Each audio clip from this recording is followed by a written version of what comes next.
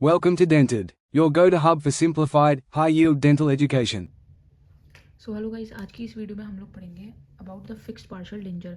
ये हमारी complete series होगी कि फिक्स्ड पार्शियल डेंचर हम लोगों में मतलब प्रोस्थो में हमें मेनली फिक्स्ड पार्शियल डेंचर में क्या क्या पढ़ना है। हम मेनली सिलेबस वाइज चलेंगे, ऐसा नहीं है हम पूरी बुक पढ़ने वाले हैं, हम बस उतना पढ़ेंगे जितना हमें ज़रूरत है, जानने की जितनी ज़रूरत है। तो अभी फ़िलहाल हम लोग सबसे पहले पढ़ रहे हैं components of fixed partial denture. तो हमारे क्या क्या कंपोनेंट्स होते हैं।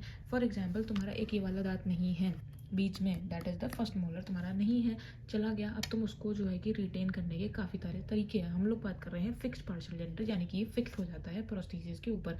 तो ये हमारे दो नेचुरल टूथ हैं हमारे इस स्पेस के दोनों तरफ। तो ये जो हमारे दो नेचुरल टूथ हैं जिनको हमने प्रिपेयर करा है बर से, क्राउन प्रिपरेशन करी है हमने इनकी और इनकी फिनिश लाइन बनाई है हमने। तो ये जो हमारे जो दांत हैं इनको हम बोलेंगे अबटमेंट टूथ। इन अबटमेंट टूथ के ऊपर हमारा जो रिटेनर है, रिटेनर हमारा सीट करेंगे, यानी कि हम इसे अपना रिटेनर को यहाँ पे रखेंगे। रिटेनर हम यहाँ पे क्यों रख रहे हैं, क्योंकि हमारा जो पॉन्टिक है, this is the Pontic part जो कि हमारा मिसिंग टूथ की तरह एक्ट करेगा। तो इसको हम यहाँ रखेंगे पॉन्टिक को, ताकि जो है कि हमारी जो है मिसिंग टूथ जो है उसको ये रिप्लेस कर पाए, उसके फंक्शन को रिप्लेस कर पाए। ठीक है, तो इससे जुड़े हैं हमारा रिटेनर। रिटेनर को बिठाने के लिए यहाँ पे जगह तो बनानी पड़ेगी, और ये दोनों जुड़े हैं एक दूसरे से through connector. So this is the components of FPD. अगर हम बात करें एफपीडी की, सो जो एफपीडी है हमारा, तो एफपीडी कैन हैव तीन कंपोनेंट होते हैं। इसका एक हो गया, इसका रिटेनर हो गया, and we have a pontic as well as we have a connectors. तो अगर हम इसकी डेफिनेशन की बात करें तो डेफिनेशन कुछ इसकी इस तरीके से है, that is a dental prosthesis. एक डेंटल प्रोस्थेसिस है एक ऐसी प्रोस्थेसिस दैट इज़ ल्यूटेड, जिसको हम ल्यूट करते हैं, यानी कि हम इसको चिपकाते हैं। ल्यूटेड या तो हो सकता है स्क्रूड, हम इसको स्क्रू से चिपका देते हैं, या फिर मैकेनिकली हम उसको अटैच कर देते हैं। क्या समझ में आया? एक फिक्स डेंटल प्रोस्थेसिस एक ऐसी चीज़ होती है, या तो हम उसको ल्यूट करते हैं, चिपकाते हैं, या तो हम उसको स्क्रू करते हैं, या फिर हम उसको मैकेनिकली अटैच करते हैं, या फिर अदरवाइज सिक्योरली हम उसको रिटेन करते हैं नेचुरल टीथ पे। क्यों? या तो नेचुरल टीथ पे, या फिर टूथ के रूट्स पे, या फिर डेंटल इम्प्लांट के ऊपर। डेंटल इम्प्लांट, अब यहाँ पे बात हो रही है ये अबटमेंट की, ठीक है। तो ये क्या बोला, that is securely retained to the natural teeth. या तो नेचुरल टीथ हो सकता है, या फिर टूथ की रूट्स हो सकती हैं, या फिर डेंटल इम्प्लांट हो सकता है abutment, that furnish the primary support for the dental prosthesis. This definition should be learn by you by heart, क्योंकि ये एक GPT-8 की डेफिनेशन है, ठीक है। और ये डेफिनेशन आपको याद होनी चाहिए। क्या समझ में आया? ये एक डेंटल प्रोस्थेसिस होती है जो कि हमारी हम उसको या तो ल्यूट करते हैं, या तो स्क्रू करते हैं, या फिर मैकेनिकली अटैच कर देते हैं, या फिर और फिर उसके बाद हम उसको सिक्योरली रिटेन करते हैं हमारे नेचुरल टीथ के ऊपर, या फिर टूथ के रूट के ऊपर, या फिर डेंटल इम्प्लांट के ऊपर, जो कि फर्निश कर पाए हमारे primary support for the dental prosthesis. Okay, coming to the next part. So हम लोग एक करके सारे पार्ट्स को पढ़ेंगे। तो सबसे पहले हम लोग पढ़ रहे हैं यहाँ पे रिटेनर, ठीक है। तो रिटेनर के बारे में हमें क्या समझ में आया? तो हमने रिटेनर देखा पीछे, रिटेनर क्या होता है। जो अबटमेंट के ऊपर चीज़ लगाते हैं उसको हम रिटेनर कहते हैं। तो रिटेनर से हमें क्या समझ में आ रहा है, it is the part of the fix dental prosthesis. ये वो पार्ट है हमारे फिक्स डेंटल प्रोस्थेसिस का जो कि यूनाइट करता है, क्या करता है, यूनाइट करता है किसको, अबटमेंट को, किससे, to the remainder of the restoration से, ठीक है। क्या समझ में आया? जो हमारा रिटेनर है वो हमारा क्या है, ये वो पार्ट है हमारे फिक्स डेंटल प्रोस्थेसिस का जो कि यूनाइट करता है हमारे अबटमेंट को, किससे, अबटमेंट क्या था जो हमने प्रिपेयर करा था टूथ, अबटमेंट को किससे करता है retain, to the remainder of the restoration. हमारे दो तरीके के रिटेनर्स होते हैं, माइनर रिटेनर्स और मेजर रिटेनर्स। तो जो मेजर रिटेनर्स होते हैं वो पूरा का पूरा uploading surface of the tooth को कवर करता है, मेजर रिटेनर्स, ठीक है। उसमें हमारे पास आ जाएंगे फुल वेनियर क्राउन और पार्शियल वेनियर क्राउन। में आगे वीडियो के आगे वाले स्टेजेस में फुल वेनियर क्राउन को FVC से रिप्रेजेंट करूंगी और पार्शियल वेनियर क्राउन को PVC से, ठीक है। और जो माइनर रिटेनर्स होते हैं, माइनर रिटेनर्स हमारे वो रिटेनर्स होते हैं जो कि स्मॉल होते हैं, मेटालिक एक्सटेंशंस होते हैं जो कि सीमेंट होते हैं हमारे टूथ के सरफेस के ऊपर, ओनली कुछ सरफेस के ऊपर। तो उसमें हमारे पास इनलेज और ऑनलेज आ जाएगा, ठीक है। समझ में आ गई बात? हमारे मेजर रिटेनर्स और माइनर रिटेनर्स हैं जो कि ऑक्लूडिंग सरफेस को करेगा, और ये हमारे स्मॉल मेटालिक एक्सटेंशंस होते हैं, ठीक है। दूसरी बात आती है हमारी क्लासिफिकेशन ऑफ रिटेनर्स की। तो अगर हम क्लासिफिकेशन की बात करें, so based on the tooth coverage, कितना टूथ का सरफेस हमारा कवर हो रहा है, तो ये हमारा फुल वेनियर क्राउन हो सकता है, it can be partial veneer crown, और it is the conservative retainer. या फिर based on the material being used, हम कौन से मटेरियल से बना रहे हैं, इट कैन बी या तो या हम पूरे के तरीके से मेटल से ही बना रहे हैं, या तो हम मेटल सिरेमिक बना रहे हैं, या फिर पूरा ही सिरेमिक का बना रहे हैं, या फिर हम एक्राइलिक से बना रहे हैं। ठीक है, ये बात समझ में आ गई। अब हम आगे बढ़ते हैं। अब हम एक एक करके पहले फुल वेनियर को देखेंगे, फिर पार्शियल वेनियर, फिर कंजर्वेटिव, फिर ये। ठीक है, अब हम एक एक करके इन सबको देखेंगे धीरे धीरे। तो हमें क्या समझ में आ रहा है, तो हमें आई बात समझ में that the full vernier crowns जो होते हैं, फुल वेनियर्स क्राउन, सबसे पहली बात हमने इनकी करी। तो जो फुल वेनियर क्राउन्स होते हैं, ये पूरे के पूरे पाँचों के पाँच सरफेस ऑफ द क्राउन को कवर करते हैं, that is facial, lingual, mesial, distal, occlusal, पाँचों सरफेसेस ऑफ द टूथ को कवर करते हैं। और ये एक एक्ट लाइक अ क्राउन, ये एक तरीके के क्राउन की तरह ही एक्ट करते हैं। ठीक है, and they are indicated in grossly decayed tooth.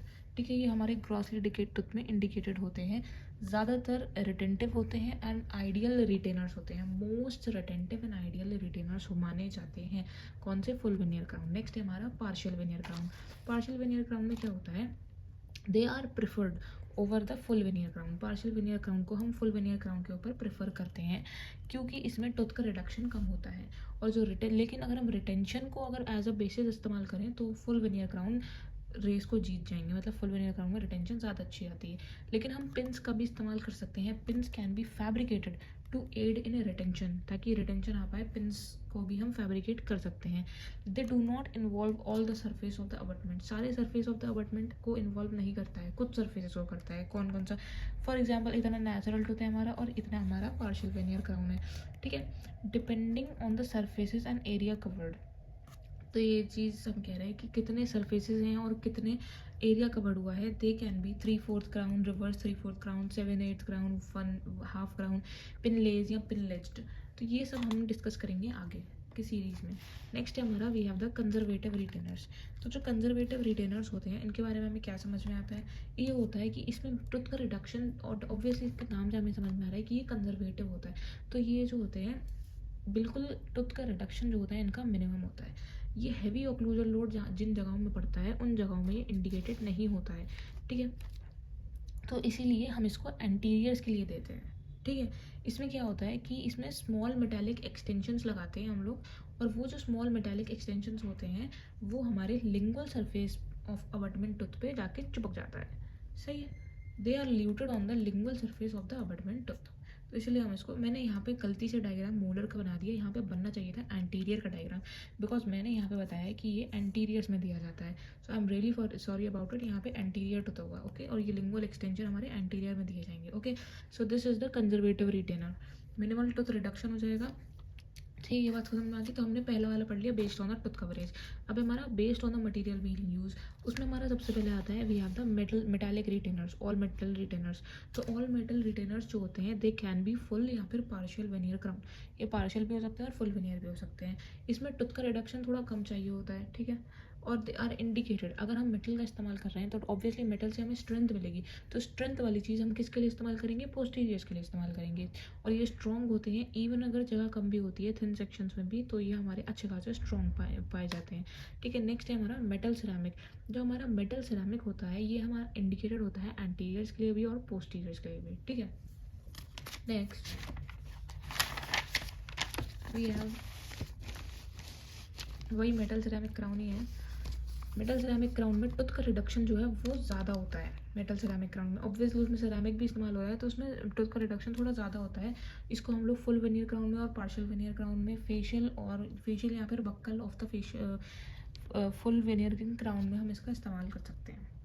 क्या समझ में आया कि मतलब जो आगे वाला पार्ट है टूथ का वो हम सिरेमिक का बना के पीछे वाला पार्ट हम मेटल का बना सकते हैं। तो इसने ये बात बोली है दैट फेशियल और the buccal of the full veneer crown. समझ में आ गई बात? यानी कि आगे की तरफ सिरेमिक लगा देंगे और पीछे की तरफ मेटल लगा देंगे। क्यों? For aesthetic purpose. अब हमारा all ceramic crown. All ceramic crown, हमें एक बात पता होनी चाहिए, ये बात दिमाग में रखेंगे हम, कि जो सिरेमिक नाम के जो मटीरियल है वो ब्रिटल होता है। ब्रिटल होता है तो वो क्या करता है, हम बताएंगे क्या करता है। ऑल सिरेमिक क्राउन जो होता है इसमें टूथ का रिडक्शन बहुत ज़्यादा करना पड़ता है। ऑल सिरेमिक क्राउन में। तो इसीलिए इसमें बल्क ऑफ टूथ की ज़रूरत होती है, तो इस ताकि एडिक्वेट स्ट्रेंथ मिल पाए। ये एस्थेटिक के लिए तो वेरी गुड होता है, बट स्ट्रेंथ के लिए इतना अच्छा नहीं होता है। ये फुल वेनियर और पार्शियल वेनियर दोनों हो सकता है, बट स्ट्रेंथ अगर हमें लॉन्ग टर्म एफपीडी में स्ट्रेंथ चाहिए तो हमें ऑल सिरेमिक क्राउन कभी नहीं इस्तेमाल करना चाहिए, हमको इस्तेमाल करना चाहिए मेटल सिरेमिक। नेक्स्ट है हमारा एक्राइलिक रिटेनर्स। तो जो एक्राइलिक रिटेनर्स होते हैं ये हमारे एक तरीके के टेम्प्रेरी एफपीडी की तरह काम करते हैं, ठीक है। एक्राइलिक रिटेनर्स क्या होते हैं, ये हमारे टेम्प्रेरी एफपीडी की तरह काम करते हैं, मतलब लॉन्ग टर्म नहीं, बस कुछ समय के लिए एक एज अ इंटरमीडिएट काम करते हैं, ठीक है। They can not be used as a permanent restoration because क्या क्या वजह हो सकती है एक्राइलिक रिटेनर्स ना रखने की, क्योंकि इनकी स्ट्रेंथ नहीं होती है। जो हमारा मेन काम है इनमें स्ट्रेंथ नहीं होती है, कलर इंस्टेबिलिटी होती है, कलर भी ख़राब हो गया यानी कि एस्थेटिक भी नहीं होती है। इनएडिक्वेट वियर रेजिस्टेंस भी अच्छा नहीं होता है, मतलब कि आराम से बहुत जल्दी ख़राब हो जाते हैं। टिश्यू रिस्पॉन्स भी अच्छा नहीं होता है, यानी कि टिश्यू में भी इन्फ्लेमेशन कॉज करता है। तो इन टोटल ये हमारे लिए अच्छी चीज़ नहीं है, ये बस एक टेम्प्रेरी चीज़ की तरह काम कर सकती है। अगर तुम्हारे प्रोस्थेसिस मतलब फ्रेशली एक्सट्रैक्टेड होता है तो उसमें ये एज अ टेम्प्रेरी रिस्टोरेशन की तरह काम कर सकता है। Next we have the mechanism of retention. Mechanism of retention जो होता है इसमें क्या होता है, it can be extra coronal retainers. तो एक्स्ट्रा कोरोनल रिटेनर्स जो होते हैं ये वो रिटेनर्स होते हैं जो अपनी रिटेंशन जो है होती है वो coronal portion of the abutment teeth से कहाँ से ऑब्टेन करते हैं, अबटमेंट टीथ के कोरोनल पोर्शन से, ठीक है। एक्स्ट्रा कोरोनल रिटेनर्स यानी कि coronal portion of the abutment teeth से ये ऑब्टेन करते हैं रिटेंशन, जैसे कि फुल वेनियर और partial vernier. Intra coronal retainers हमारे वो रिटेनर्स होते हैं जो कि रिटेंशन ऑब्टेन करते हैं with in the coronal tooth structure. जो हमारा टूथ है उस टूथ के अंदर से रिटेंशन लाते हैं, फॉर एग्जाम्पल इनलेज एंड ऑनलेज। और आता है हमारा रेडिकुलर रिटेनर्स। तो रेडिकुलर रिटेनर्स हमारे वो रिटेनर्स होते हैं जो कि रिटेंशन लाते हैं from the root of the abutment, ठीक है। इतनी बात समझ में आ गई। Next continuing with that